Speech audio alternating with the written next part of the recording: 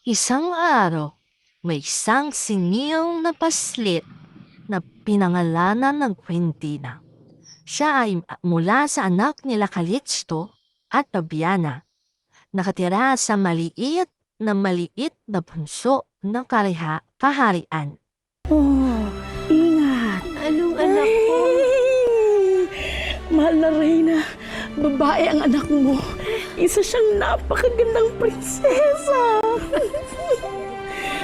Mahal na Reyna. Fabiana, Mahal na Hari, prinsesa mo. Prinsesa, mahal na Hari. Fabiana, anak mo. Kita ang kanyang sarili sa salamin. Sa oras na makita niya ang kanyang refleksyon sa salamin, magbubukas muli ang pintuan ng kanyang nakatagong alaala at muling makikilala niya ang tunay niyang pagkatao. Simula ngayon, ipagbabawal natin ang anumang uri ng salamin sa buong kaharian.